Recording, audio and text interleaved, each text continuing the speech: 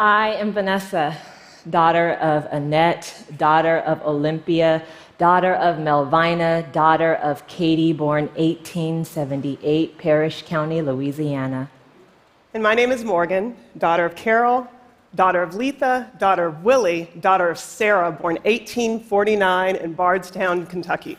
And in the tradition of our families, the great oral tradition of almost every Black church we know, honoring the culture from which we draw so much power, we're going to start the way our mamas and grandmas would want us to start. In prayer, let the words of my mouth, the meditation of our hearts be acceptable in thy sight, O Lord, my strength and my Redeemer.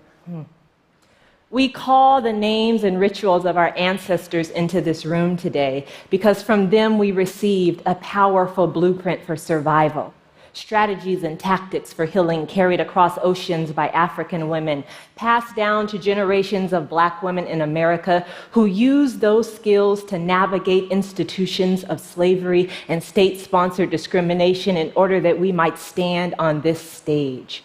We walk in the footsteps of those women, our foremothers, legends like Ella Baker, Septima Clark, Fannie Lou Hamer, from whom we learned the power of organizing after she would almost single-handedly register 60,000 voters in Jim Crow, Mississippi. 60,000 is a lot of people. So if you can imagine, me and Vanessa inspiring 60,000 women to walk with us last year, we were fired up. But today, 100,000 Black women and girls stand on this stage with us. We are committed to healing ourselves, to lacing up our sneakers, to walking out of our front door every single day for total healing and transformation in our communities because we understand that we are in the footsteps of a civil rights legacy like no other time before and that we are facing a health crisis like never ever before. And so we've had a lot of moments. We've had a lot of great moments, including the time we had on our pajamas. We were working on our computer. Michelle Obama emailed us and invited us to the White House, and we thought it was spam. We've had a lot of moments. But this moment here is an opportunity. It is an opportunity that we don't take for granted. And so we thought long and hard about how we would use it. Would we talk to the women we hope to inspire, 1 million in the next year, or would we talk to you? And we decided to talk to you, and to talk to you about a question that we get all the time, so that the millions of women who hopefully will watch this will never have to answer it again. It is why are Black women dying faster and at higher rates than any other group of people in America from preventable obesity-related diseases? The question hurts me. I'm shaking a little bit. It feels like value-laden. It hurts my body because the weight represents so much. But we're going to talk about it and invite you into an inside conversation today because it is necessary and because we need you. Each night before the first day of school, my grandmother would sit me next to the stove and with expert precision use a hot comb to press my hair. My grandmother was legendary, big, loud. She filled up a room with laughter and oftentimes curse words. She cooked a mean peach cobbler, had 11 children, a house full of grandchildren, and like every Black woman I know, like most all women I know, she had prioritized the care of others over caring for herself. We measured her strength by her capacity to endure pain and suffering. We celebrated her for it, and our choice would prove to be deadly. One night after pressing my hair before the first day of 8th grade, my grandmother went to bed and never woke up, dead at 66 years old from a heart attack. By the time I would graduate college, I would lose 2 more beloved family members to chronic disease. My Aunt Diane dead at 55, my Aunt Tricia dead at 63. After living with these losses, the hole that they left, I decided to calculate the life expectancy of the women in my family. Staring back at me, the number 65.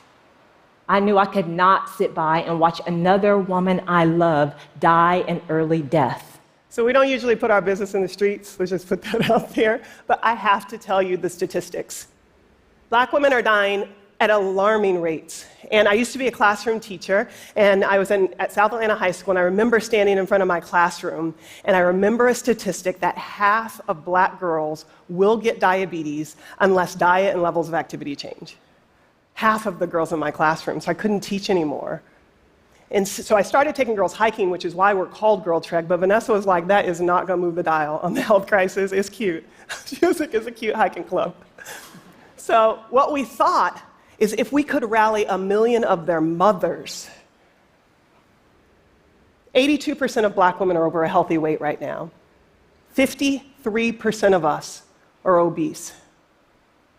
But the number that I cannot get out of my head is that every single day in America, 137 black women die from a preventable disease, heart disease. That's every 11 minutes.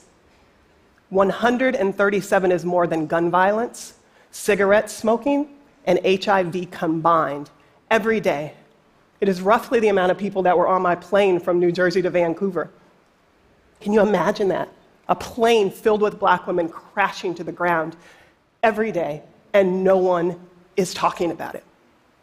So the question that you're all asking yourselves right now is why? Why are black women dying? We asked ourselves that same question. Why is what's out there not working for them? Private weight loss companies, government interventions, public health campaigns. I'm going to tell you why. Because they focus on weight loss. They're looking good in skinny jeans without acknowledging the trauma that black women hold in our bellies and bones that has been embedded in our very DNA. The best advice from hospitals and doctors, the best medications from pharmaceutical companies to treat the congested heart failure of my grandmother didn't work because they didn't acknowledge the systemic racism that she had dealt with since birth. A divestment in schools, discriminatory housing practices, predatory lending, a crack cocaine epidemic, mass incarceration putting more black bodies behind bars than were owned at the height of slavery, but GirlTrek does. For black women whose bodies are buckling under the weight of systems never designed to support them, GirlTrek is a lifeline. August 16, 2015, Danita Kendall, a member of GirlTrek in Detroit, received the news that too many black mothers have received. Her son Norman, 23 years old, a father of 2, was gunned down while on an afternoon drive. Imagine the grief that overcomes your body in that moment, the immobilizing fear. Now know this, that just days after laying her son to rest, Danita Kendall posted online, "I don't know what to do or how to move forward, but my sisters keep telling me I need to walk, so I will." And then just days after that, I got my steps in today for my baby Norm. It felt good to be out there to walk. Walking through pain is what we have always done. My mom, she's in the middle right there. My mom desegregated her high school in 1955. Her mom walked down the steps of an abandoned school bus where she raised 11 kids as a sharecropper. And her mom stepped onto Indian territory, fleeing the terrors of the Jim Crow South. And her mom walked her man to the door as he went off to fight in the Kentucky Color Regiment, the Civil War. They were born slaves, but they wouldn't die slaves. Change making, it's in my blood, it's what I do. And this health crisis ain't nothing compared to the road we have traveled.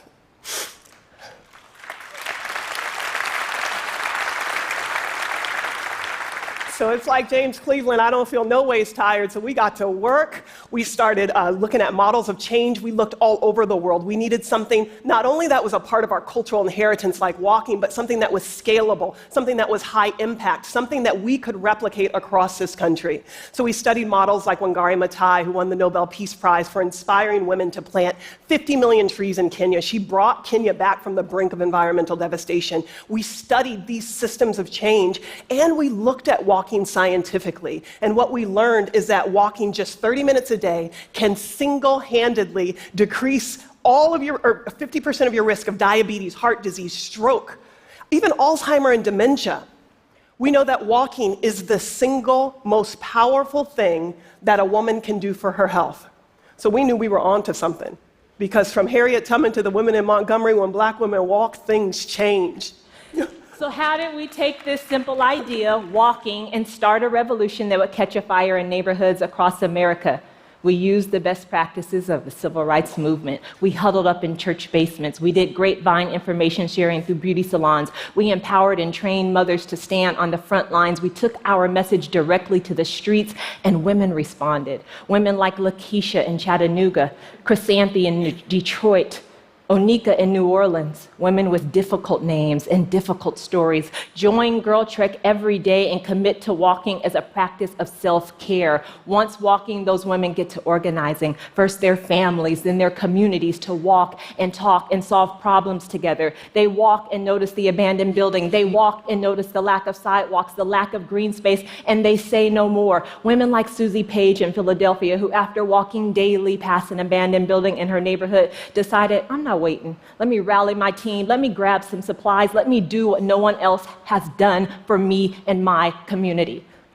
We know one woman can make a difference because one woman has already changed the world, and her name is Harriet Tubman. And trust me, I love Harriet Tubman. I'm obsessed with her, and I used to be a history teacher. I will not tell you the whole history. I will tell you 4 things. So I used to have an old Saab, the kind of canvas top that drips on your head when it rains, and I drove all the way down to the eastern shore of Maryland, and when I stepped on the dirt that Harriet Tubman made her first escape, I knew she was a woman just like we are, and that we could do what she had done, and we learned 4 things from Harriet Tubman. The first one, do not wait. Walk right now in the direction of your healthiest, most fulfilled life, because self-care is a revolutionary act. Number 2, when you learn the way forward, come back and get a sister. So in our case, start a team with your friends, your family, your church. Number 3, rally your allies. Every single person in this room is complicit in a Tubman-inspired takeover. And number 4, find joy. The most underreported fact of Harriet Tubman is that she lived to be 93 years old. And she didn't live just an ordinary life. She was standing up for the good guy. She married a younger man. She adopted a child. I'm not kidding. She lived, and I drove up to her house of freedom in upstate New York, and she had planted apple trees. And when I was there on the Sunday, they were blooming. Do they bloom? The apples were in season. And I was thinking, she left fruit for us. The legacy of Harriet Tubman every single year. And we know that we are Harriet, and we know that there is a Harriet in every community in America. We also know that there's a Harriet in every community across the globe, and that they could learn from our Tubman doctrine, as we call it, the 4 steps. Imagine the possibilities beyond the neighborhoods of Oakland and Newark to the women working rice fields in Vietnam, tea fields in Sri Lanka, the women on the mountainsides of Guatemala, the indigenous reservations throughout the vast plains of the Dakotas. We believe that women walking and talking together to solve their problems is a global solution. And I'll leave you with this, because we also believe it can become the center of social justice again. Vanessa and I were in Fort Lauderdale. We had an organizer training, and I was leaving, and I got on the airplane, and I saw someone I knew, so I waved, and as I'm waiting in that long line that you guys know, waiting for people to put their stuff away, I looked back, and I realized I didn't know the woman, but I recognized her.